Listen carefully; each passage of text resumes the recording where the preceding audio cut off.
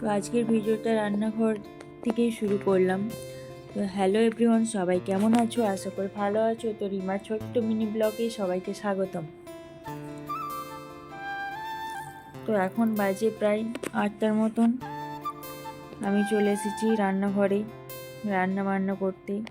তার আগে মেয়েকে খাইয়ে দাইয়ে রেডি করে পাঠিয়েছি স্কুলে ও দাদুর সাথে। স্কুলে তো পড়াশোনা করতে যায় না, মারপিট করতে যায়।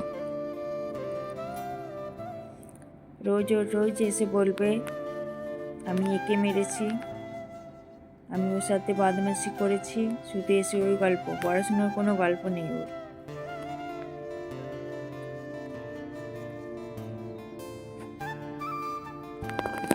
যাই হোক, আমি এদিকে রান্না বসিয়ে দিয়েছি, রান্না বান্না।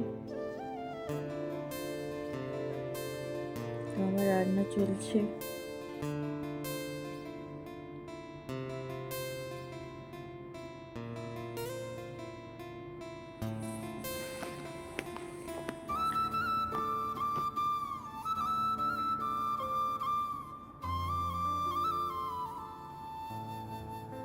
তো আজকে আমি বেশি কিছু করবো না, কারণ অনেকটাই বেলা হয়ে গেছে।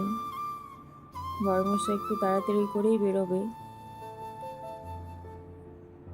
তাই আমি এদিকে দুদিকে দুটো সবজি বসিয়ে দিয়েছি।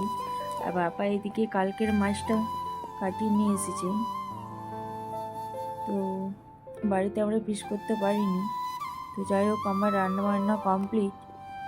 আমি স্নান টান করে রেডি হয়ে চলে এসেছি দুপুরে খাবার খেতে। তার আগে ওইদিকে মেয়েকে আমি স্নান টান করে খাইয়ে দাইয়ে ঘুম পাড়িয়ে দিয়ে এসেছি, কারণ মেয়ে জেগে থাকলে খাবার খেতে দেয় না, খুব বদমাশি করে। তো এখন বাজে প্রায় 4:30টার মতন, মেয়ে ঘুমোচ্ছে। আমি চলে এলাম পার্লারে।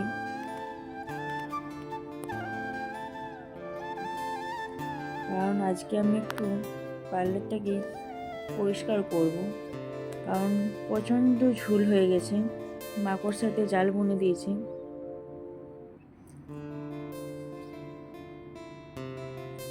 তাই মেয়েটা এখন ঘুমোচ্ছে, আমি তাই চলে এলাম পার্লারে। কারণ ও উঠে গেলে আমাকে কোনো কাজই করতে দেবে না, এসে ওই অর্ধেক কাজ আমার করে দেবে। তো প্রচণ্ড পরিমাণে ধুলো বসেছে, কারণ কিছুদিন ছিলাম না, সেই জন্য মাকড়সাতেও প্রচুর জাল বুনেছে, এদিকে ধুলোও বসেছে। তাই ভালো একটু পরিষ্কার করে নিই।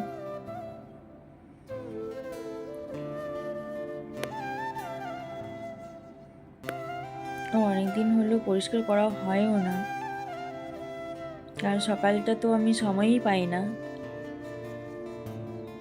তাই বিকেল দিকেই করে নিই আমি।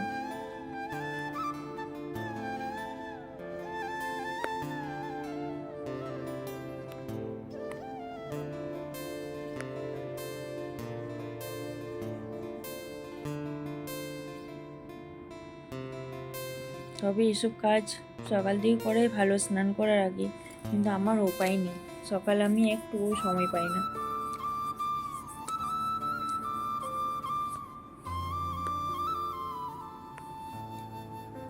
তো মোটামুটি ঝাড়াঝাড়ি হয়ে গেছে, একটু ঝাড় দিয়ে দেবো।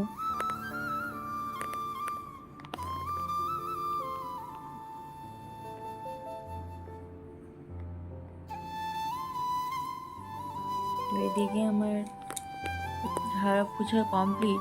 চলে এলাম রান্নাঘরে মেয়ের জন্য খাবার করতে। আর এদিকে চাও বসিয়ে দিলাম, কারণ বড়মশাই চলে আসবে এখনই, এসে পরে আবার দোকান যাবে, তাই চাটাও বসিয়ে দিলাম।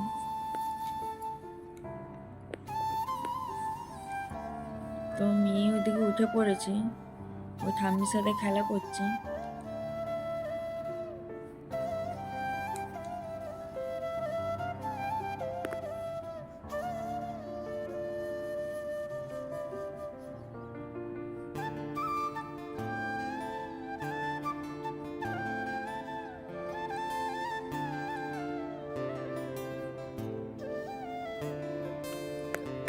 আমার কাজও কমপ্লিট হয়েছে, মেয়েও ঘুম থেকে উঠেছে, ভালোই হয়েছে।